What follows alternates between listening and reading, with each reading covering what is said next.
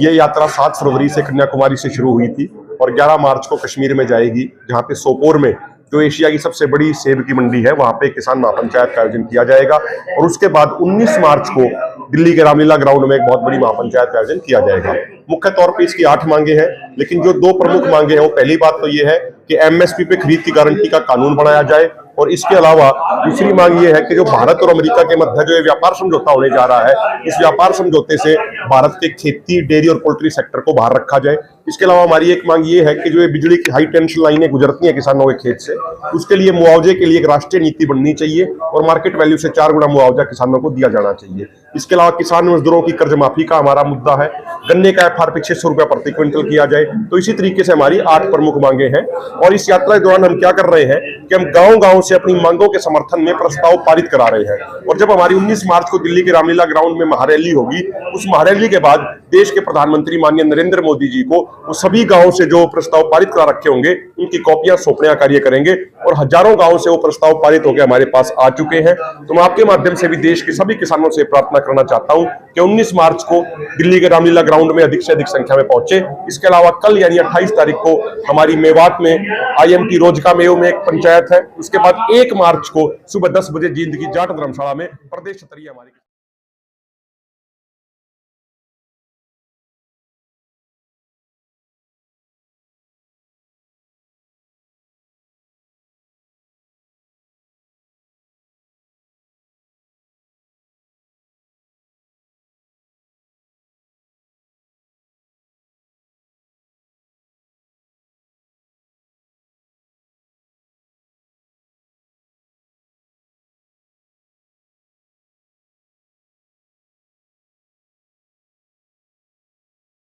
है कन्याकुमारी से कश्मीर की तरफ जा रही है।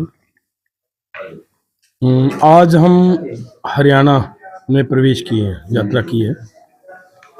जो आपने बात की है कि किसानों के हालात कैसे हैं, तो हमने ये देखा जिस जगह पे भी हम गए, जिस राज्य में गए हैं, किसानों से पूछा कि आपके सर पे कर्ज है क्या। सभी किसानों ने एक आवाज होकर यही बात कही कि हमारे सर पे कर्ज है। ये पूछा क्या उतार पाओगे, सभी ने ये कहा कि हम ऐसे इस हालात में जो हमें रेट मिल रहा है कर्ज नहीं उतार पाए। तो ये क्लियर हो चुका है कि पूरे भारत के अंदर कश्मीर से लेकर कन्याकुमारी तक और पूर्व से पश्चिम तक हर राज्य में ये कंडीशन बनी हुई है कि देश का किसान है जो सुसाइड करने के लिए मजबूर है कर्ज की वजह से।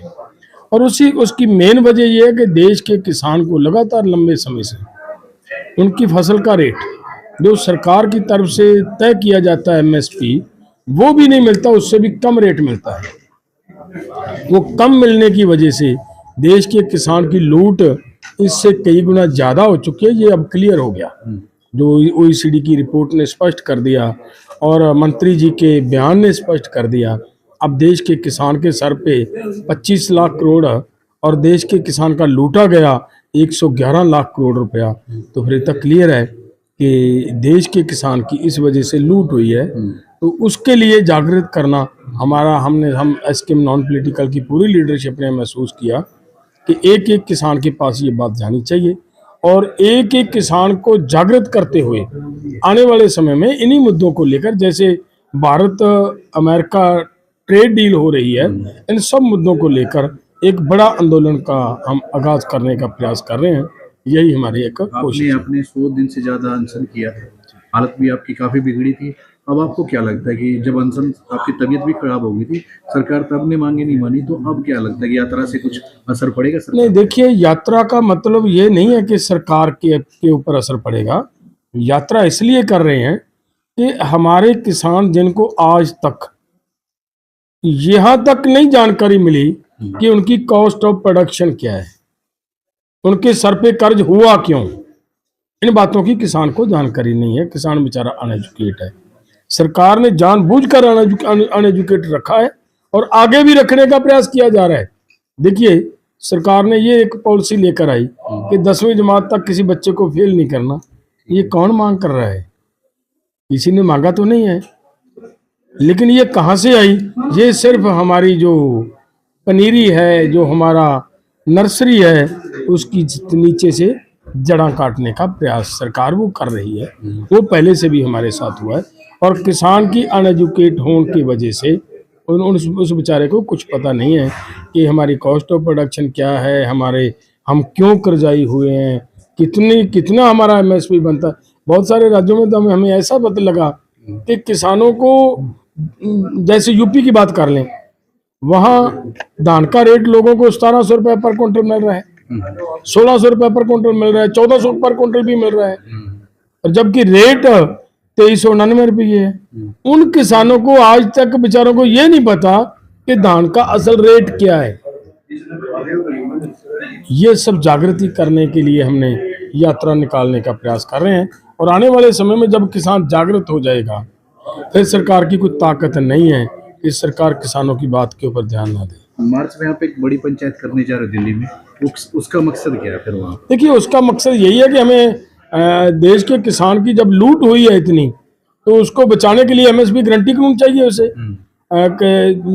भारत सरकार के टेबल पे 2006 से हमारे पक्ष में एक कमीशन की आई हुई रिपोर्ट पड़ी है, स्वामीनाथन कमीशन की रिपोर्ट, वो आज तक लागू नहीं की। और कर्ज हमारे तरफ बनता ही नहीं, तो देश के किसान का कर्ज खत्म होना चाहिए। लैंड एक्विजिशन एक्ट, जिसको सरकार जहां जहां पे भी भाजपा शासित राज है वहां पे तोड़ मरोड़ कर मतलब उस कानून को लागू किया जा रहा है, उसको फिर से उसी तरीके से लागू किया जाए।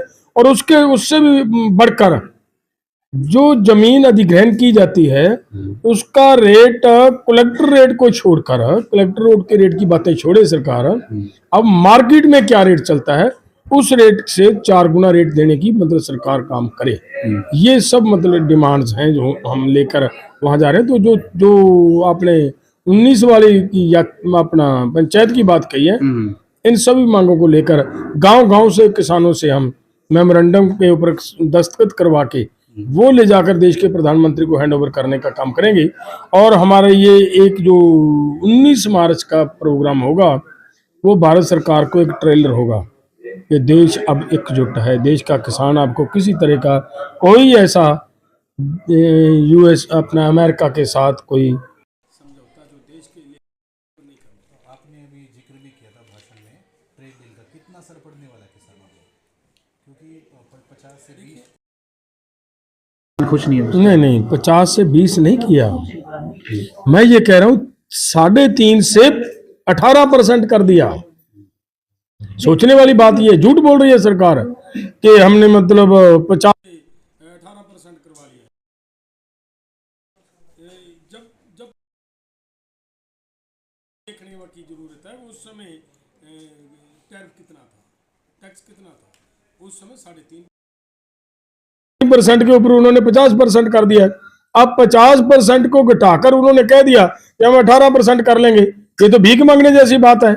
और इधर से भारत के धौन को गर्दन के ऊपर गोटा रखकर उन्होंने ये कहा कि आप जो हमारा प्रोडक्ट किसी तरह का इंडिया के अंदर आएगा वो जीरो टैरिफ पे आएगा। यहां तक तो हमारे साथ हो रहा है कि तेल आप रूस से नहीं लोगे, जहां से अमेरिका कहेगा वहां से तेल लोगे। तो वो उसका जो आपने कहा कि किसानों के ऊपर जो प्रभाव पड़ेगा उसकी अलग बात मैं ये कहूँ आपको। देखिए, हमारा सेब का किसान, हमारा फ्रूट का किसान, हमारा मक्का, इससे भी अलावा उन्होंने बेकरी का सामान लाने की बात कही है। जब बेकरी का सामान आएगा तो खेती प्रभावित होगी। बेकरी किससे बनती है? अगली बात, शराब बाहर से आएगी तो जो हमारा गन्ना का किसान है या जो हमारा ग्रेप्स पैदा करता है वो उनके कितना पड़ेगा। इसलिए ये किसानों के लिए हमारा ये मानना, हमारा केवल हमारा नहीं पूरा देश ये कह रहा है कि किसानों की मौत के वारंट के ऊपर साइन कर रही है भारत सरकार, और ऐसा नहीं करने देंगे। उपाध्यक्ष वो भी आगे आ जाए। एक बार सारे साथी अपना अपना स्थान ग्रहण कर ले। जो मेरे बड़े बुजुर्ग पीछे खड़े हैं, आज बबैल गांव ने पूरे पानीपत जिले में इतिहास रच दिया है।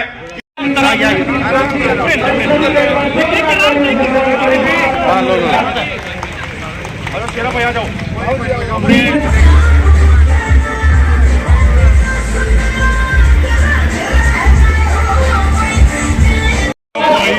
People